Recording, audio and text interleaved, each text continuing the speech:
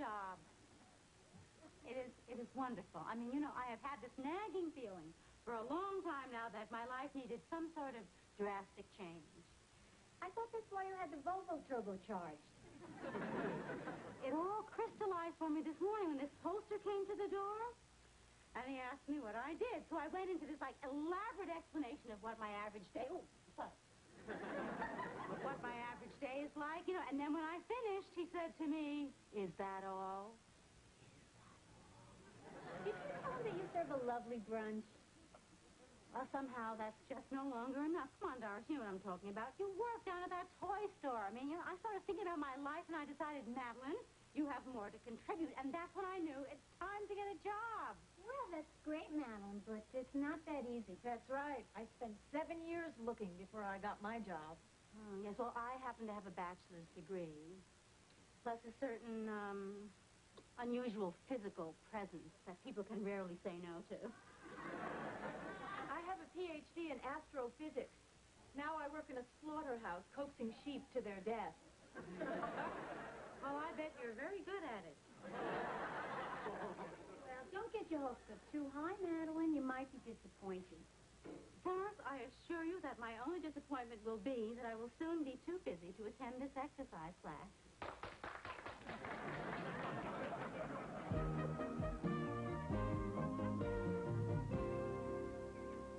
I must have answered every single want ad in the city. When I left home this morning, this was a high heel. That's just absurd. Come on, Charlie, I'm kidding. No, I mean this. An international espionage thriller set in the Soviet Union, written by my cousin Larry, a Pontiac salesman who has never been out of Indiana. Oh, sure. Rub my face in it that even your cousin Larry Farfel has a job. This is a man who once asked how boneless chickens manage to walk. Listen to this. It was a snowy, dark night in Moscow. The sky was a metallic blue, a color very popular with young people. The KGB were baffled by the murders. They huddled together and decided there was only one man who could help, but he was 12,000 miles away in Muncie, Indiana. Charlie, it was devastating out there. Oh, I'm sorry, sweetheart. Listen, maybe the job hunting will go better tomorrow. All I want is a part-time job. Is that so much to ask for? Apparently so, according to Mr. Leonard Swack of Swack Business Machines, who deemed me unqualified to say, how about this one? No. Well, then we also have this one. Of course, there is this one. This was followed by a series of shattering rejections from, among others, Tootie's Flower Patch, Mrs. Carthy's Cookies, Bong Records, and Elroy the Drug Boy. I'm surprised Mrs. Carthy's is still in business after that rat scare. Ta-da!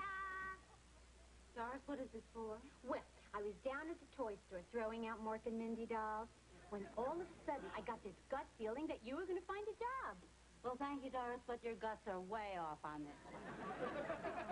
Well, you know, I just might know of a place where you could find a job. Hi, Charlie, how are you? Just asinine. Writers are so introspective. Doris, job? Oh, yeah, well, you know that UHF TV station down on 5th Street, Channel 52? In that little local station with the Oriental programming? Yeah, right. Well, it just changed hands. They're revamping the whole format. He drove his Firebird into the Kremlin parking lot.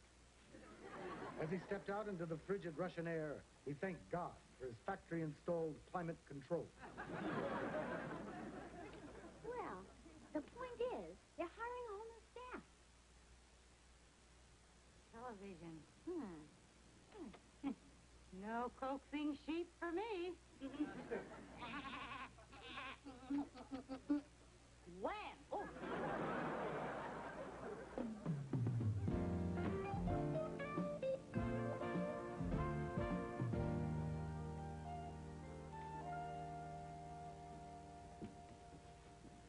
Look, Maharishi, you did a great job hosting the Spiritual Enlightenment Huckleberry Hound Hour.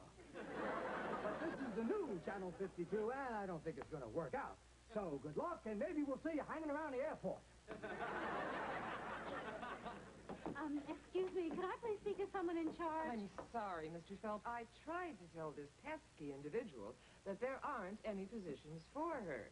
I mean, the woman's resume consists of her height, weight, and something about Saskatchewan. Thank you. That will be all. And I think she lied about her height. She's very good. I'm very busy. I'll be very brief. I'm Madeline Wayne, and I would like a job. Nothing glamorous.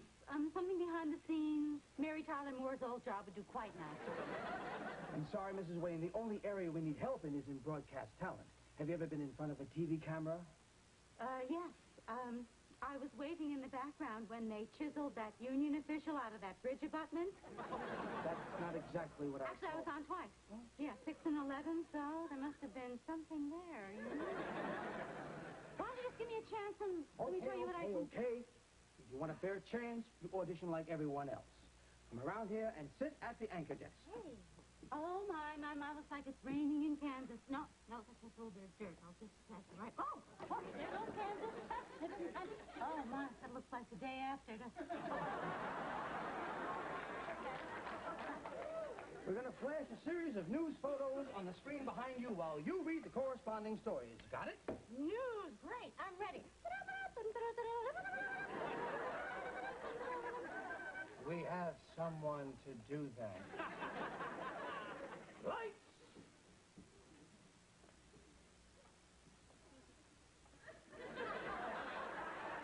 Mrs. Wayne, now what are you doing? Yeah, I was just trading quips with the sports guy. Just read the copy. 4, 3, 2. Good evening. I'm filling your name, and this is the news.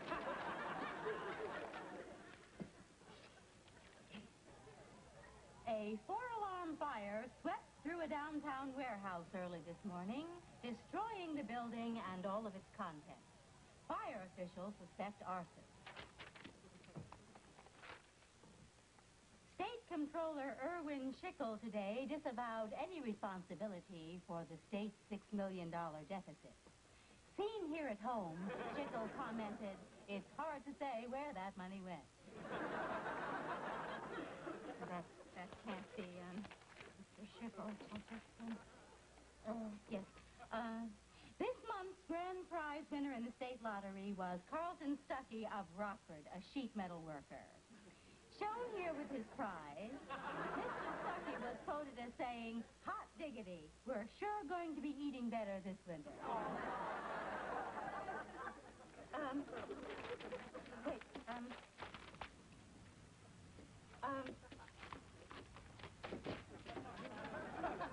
the space shuttle lifted off this morning after the countdown went to 0. Then they went up into space.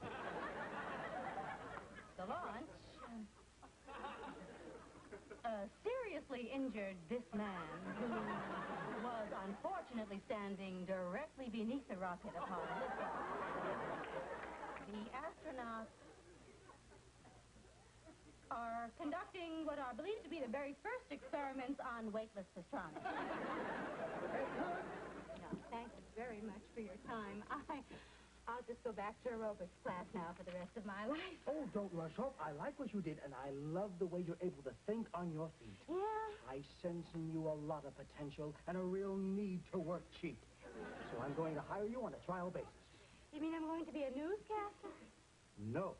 We already have Steve Werber and his award-winning Werber News team, Fred. Well, so exactly what is it I'll be doing? Well, the only opening I have is in sportscasting. Now, I know there aren't a lot of women in sportscasting, but I believe in innovation. I believe in taking chances. That's why I sold the bait shop and bought this station. Oh. You do know something about sports. Are you kidding? My husband's a football widow. I mean, all he hears from me the entire weekend is, "Shut up and bring me a beer." Oh, good. Oh, here comes the man you'll be working with now. He is a sportscasting legend. You heard of the voice of the Yankees? The voice of the Big Ten? Yeah. He knows all these guys.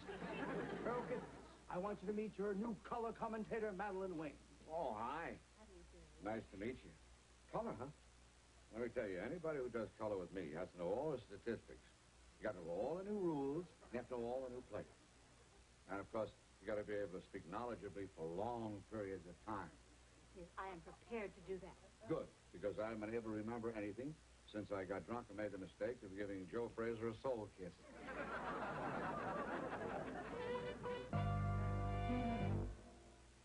Now you can